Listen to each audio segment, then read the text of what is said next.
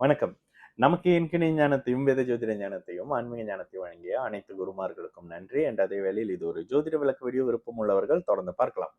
நமது 18 VUR YouTube சேனலை subscribe பண்ணியிருக்கின்ற அனைத்து தோழர் தோழிகளுக்கும் நமது நன்றிகள். இன்றைக்கு ஒரு நல்ல ஒரு கேள்வி கேட்டிருக்காங்க. கேள்வி என்னன்னா, ஹாய் பிரதர், சுக்கிரன் கேட்டால் 7ஆம் பாவகம் 7ஆம் அதிபதியும் திருமணம், தாம்பத்தியம் கொடுக்க மாட்டார்களா? 7ல ராகு இருந்து குரு பார்த்தால் எப்படி பலன் இருக்கும்? தேங்க்யூ. ஓகே. இந்த சுக்கிரன் 8ல மறைஞ்சா அப்படின்ற கேள்விக்கு வந்த ஒரு விஷயம். அதாவது என்ன கேட்டாங்கன்னா, சுக்கிரன் கெட்டு போனால் ஒருத்தருக்கு திருமணம் நடக்காதா அப்படின்னு பாத்தீங்கன்னா, சுக்கிரன் கெட்டு போயிருக்கிற ஒருத்தருக்கு தாமதமாக திருமணம் நடக்கும். இதுல இந்த சுக்கிரன் எப்படி கெட்டு போயிருக்கிறாரு? அவர் சனியோட சேர்ந்திருக்கிறாரா? ராகுவோட சேர்ந்திருக்கிறாரா? அமாவாசை சந்திரனோட சேர்ந்திருக்கிறாரா? இந்த அமைப்புகள்ல பாருங்க, செவ்வாயோடு சேரும் பொழுது சுக்கிரன் கெட மாட்டார். அது மங்கள யோகம், பிருகு மங்கள யோகம். பிருகுனா இவரு சுக்கிரன் தான் பிருகுன்னு சொல்லுவாங்க சமஸ்கிருதத்துல. அப்ப பிருகு மங்களன் யோகம். அப்ப அவங்க 2 பேரும் சேரும்பொழுது அடிக்கடி சொல்றது, ஒரு 16 வயசு பொண்ணையும் 20 வயசு பையனையும் ஒரு ரூம்ல வச்சு அடைச்சா என்ன நிலைமையில 2 பேரும் இருப்பாங்களோ அதுதான் சுக்கிரனும் செவ்வாயும் சேரக்கூடிய ஒரு அமைப்பு. அப்ப சுக்கிரன் வந்து செவ்வாயால கெட மாட்டாரு.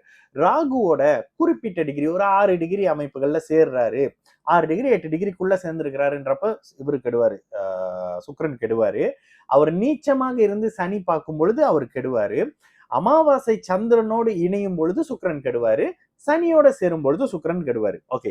இந்த கெடுதல்களுக்கெல்லாம் நிறைய டிஃபரன்ஷிப் இருக்கு.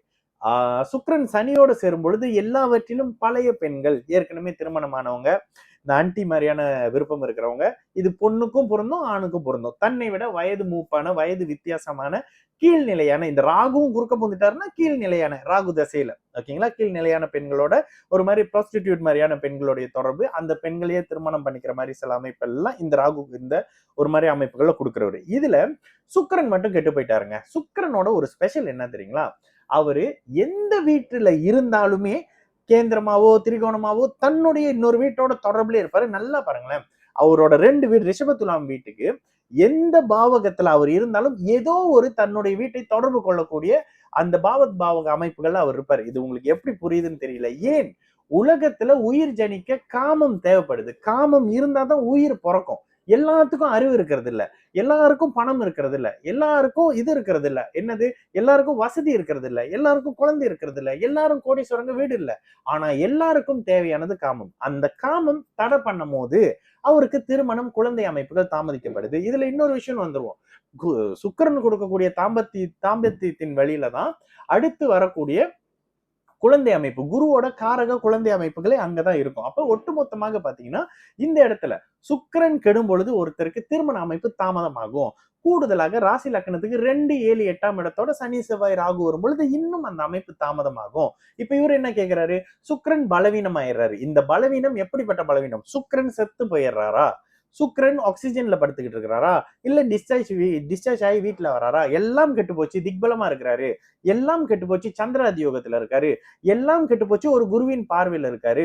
அந்த பார்வை சுக்கிரனை பின்னாடி காப்பாத்துங்க. யாருக்குங்க அறவே ஈடுபாடு இல்ல? நேத்து சொன்ன மாதிரி 8ல மறைஞ்சு செவ்வாய் சனி ராகுவோட சேர்ந்து இருக்காரு அப்படின்னா அவங்களுக்கு திருமணமே நடக்காது. 7ஆம் பாவகத்தை குரு பார்க்கும்போது ஒரு பார்ட்னர் இருக்கணுமே. பார்ட்னருக்கு தாம்பத்தியத்துல ஆர்வம் இருக்காது. தாம்பத்தியத்துல ஆர்வம் இல்லாத மாதிரி பார்ட்னரை தான் அவருக்கு அமையும். இங்கதான் இந்த 10 பொருத்தம்ன்ற ஒரு ஒரு ஒரு கோமாளித்தனம் குறுக்க எட்டி பார்க்கும். என்னது, இந்த நாய்க்கும் இந்த நரிக்கும் பண்ணக்கூடாது, இந்த குரங்குக்கும் இந்த பூனைக்கும் பண்ணக்கூடாது, இப்படி பொருத்தம் பார்த்துக்கிட்டு இருப்பாங்க. அப்போ இந்த அமைப்புகள்ல சுக்கிரன் வலுத்த ஒருத்தனையும் சுக்கிரன் பலவீனமா இருக்கிற ஒரு பெண்ணையும் சேர்க்க முடியாது. 2 பேருக்கான எண்ணங்களே ஆப்போசிட்டா இருக்கும். இதனாலதான் உச்ச சுக்கிரனா இருக்கும் பொழுது அதே மாதிரி உச்ச சுக்கிரனா இருக்கக்கூடிய பெண்ணையும் ஆணையும் அவருக்கு சேர்க்கணும். பலவீனமான சுக்கிரன் இருக்கிறவருக்கு பலவீனமான சுக்கிரன் இருக்கிற ஒருத்தரையே சேர்க்கணும். ஏன்? தாம்பத்தியத்துல எதிர்பார்ப்புகள் இருக்கும். சில பேர் குழந்தைகளுக்காக மட்டுமே தாம்பத்தியம் வச்சுக்கோங்க. சில பேருக்கு தாம்பத்தியம் ஒரு நாளைக்கு 5 தடவை 6 தடவை எப்படின்னு போகும், 6, 7 பெண்கள்னு போகும். இந்த மாதிரி அமைப்புகள் எல்லாம் இந்த சுக்கிரனோட தன்மை. இப்போ உங்களோட கேள்வி என்ன?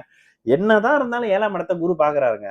அந்த 7ஆம் இடத்தை குரு பாக்குறாரு. லக்னம் பலமா இருக்கு, லக்னாதிபதி பலமா இருக்கு, 7ஆம் இடத்தை குரு பாக்குறாருன்னும் பொழுது ஏதோ ஒரு வகையில உடல் தகுதி இழக்கும் பொழுது அவருக்கு அந்த அந்த பார்ட்னர்ஷிப் வரும். அது ஆணோ பெண்ணோ நீங்க பாப்பீங்க, ஒருத்தர் 40 வயசுல பண்ணுவாரு, 50 வயசுல பண்ணுவாரு, 60 வயசுல கூட பண்ணிக்கிறாங்க.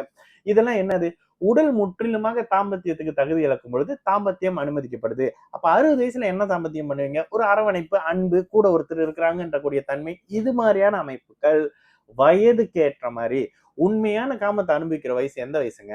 16 வயசுல இருந்து 30 வயசுக்குள்ள தான் நீங்க என்ஜாய் பண்ணுவீங்க. 30 வயசுக்கு மேற்பட்டு போகும்போது உங்களுக்கு கமிட்மெண்ட், குடும்பம், லொட்டு, லொசுக்கு, காசு, வீடு, சொசைட்டி அப்படி இப்படின்ற விஷயங்கள சுமந்துகிட்டு இருக்கும்பொழுது உங்களால காமத்தெல்லாம் என்ஜாய் பண்ணிக்கிட்டு இருக்க முடியாது. அப்பயும் என்ஜாய் பண்றாங்களே, நல்ல வசதி இருக்கிறவங்க சுக்கிரன் உச்சமானவங்களா இருப்பாங்க. நல்லா பாருங்க. சுக்கிரன் உச்சமானாலே வசதியும், வாய்ப்பும், பெண்களும், காமமும் குவிஞ்சு கிடக்கும் ஒருத்தருக்கு. இந்த அமைப்புகள்ல 7ஆம் பாவகம் பலமா இருந்தா எப்படியும் ஒருத்தர் வருவாரு.